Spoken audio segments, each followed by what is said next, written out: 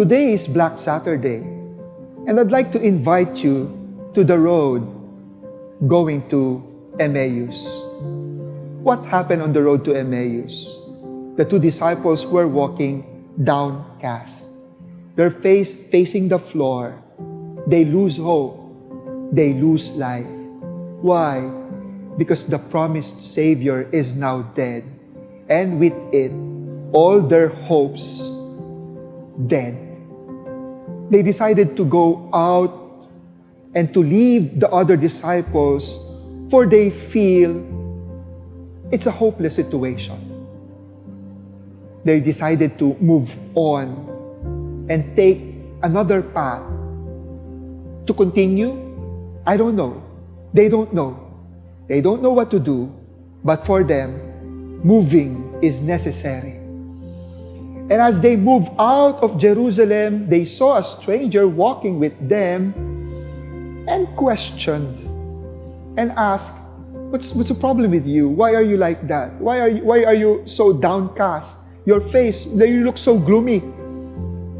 And that gave them something, because I guess they don't want to talk to each other because they are both feeling the same thing. And so, inviting a stranger, talking to a stranger, that gives life.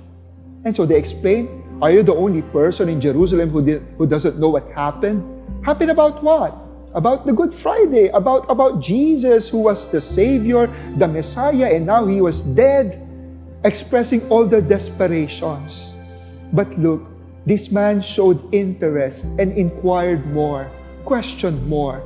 They continued answering, but later on, they found themselves being enlightened as these men were explaining to them what happened in the biblical sense, using the Scripture, using the Word of God. And therefore, when they hear those words, it's giving life, refreshing hope. They see something different. That's why when they came to the point when they were about to break away, they said, can we invite you to stay with us? The sun is already setting. You can stay with us. And that man obliged. So he went in and dined with them. But during that time, he did something that opened their eyes. Because of the gesture of holding the bread and saying blessing, broke it and giving it to his disciples when he said, take this, all of you, and eat of it. And that they recognize who this stranger is, Jesus. Took the cup and gave the cup to his disciples and said, take this, all of you, and drink from it. No doubt, it is the Lord. And their eyes were opened and they were given new hope, new life. This Black Saturday, immersed in the journey of solitude, very silent day, we have questions about Good Friday. But be open, particularly to strangers who may come and offer answers. Open yourself to counsel. And look at the Lord accompanying us. But how? Through His Word. This Black Saturday, all our answers can find meaning if we open our Bible, the Scripture, and read the Word. Because the Word will direct us to meaning. Because the Word will direct us to the answers that we're longing for. The Word of God is God's Word, truly alive. It can pierce our heart if we allow the Word. And thus the invitation this Black Saturday is to make room for the Word. Because the Word of God will refresh us. The Word of God will truly quench our thirst, our longing.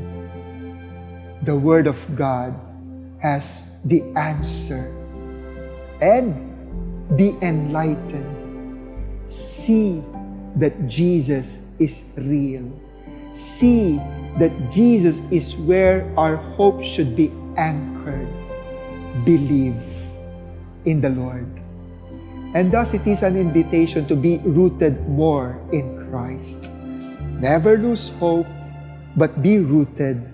Continue, have faith, believe. Good Friday, it is necessary, but that it doesn't end there, because the Lord will continue to journey with us and will usher us.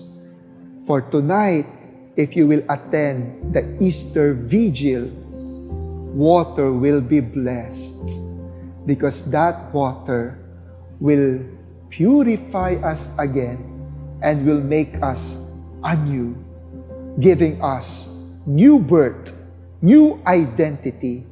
We are Easter people. Make room for the Word of God. Befriend solitude, for in silence we can hear the Lord's accompaniment, the Lord's enlightenment. Amen. Hello, my name is Jerome Castañeda from the Servants NCR Central. So yung dati ko pong buhay, before I met the Lord, actually, yung buhay ko is talaga pong yung normal na buhay na nagsisimba every Sunday. But at the same time po, yung aking pong mga ginagawa na makamundo at fleshly desires na tingin ko, hindi naman talaga malaking kasalanan para sa akin. Continue pa rin po ako ng pagsisimba, At the same time, ayun nga po, nakakayang banggitin kasi talagang mga kasalanan ng mga lalaki, mga kalaswaan, yung nangyari sa aking asawa, kasi nga yung asawa ko ay may sakit po siya na breast cancer, So last year, so talaga pong kami naman po talagang financially hindi po kami ganoon po talaga kumbaga wala kaming panggastos, pangbili ng panggamot, So at that time sabi ko, Lord, ano bang kailangan natin gawin, Lord? Ayun, wala na mga pera, Lord. So dinala po namin siya sa Medical City po, which is private po. Wala naman kami kakayan, basta dinala na namin doon. So si Lord maraming ways na mga friends na hindi mo nga kakilala, from somebody donated, mga ganyan. So may nagsabi pa sa akin na, ito may mga from government, kay senator, pwede ka kay Congress. So may mga ganun pala instances na pamamaraan si Lord na pwede tayong lumapit. So that is, sabi ko, I just trust the Lord. Wala ka kami pera. Ito pa isa. Yung anak ko naman na nag-aaral din po sa kolehiyo at that time sa political science sa UST. Wala rin po kaming dahil hindi nga rin po sapat. So I just trust the Lord na to provide for sa kanyang tuition fee. And true enough, for 4 years po, wala po akong binigay na siguro pamasahe lang. But yung tuition fee niya, I don't know kung kanino galing. But of course, dun sa mga from the community, there are also from other, yun nga po sa mga kasenakal ko doon sa mga Divine Mercy. Basta si Mama Mary andyan siya She also led you to these people na hindi mo kakilala. Hindi ko man lang na-meet. Hindi ko nakita face-to-face, So, Facebook or Viber, lang po. Ayun lang, you trust the Lord.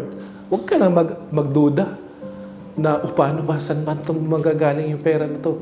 wag na. Kay Lord ka na mag-trust, siya na bahala. And true enough, Jesus, I trust in you.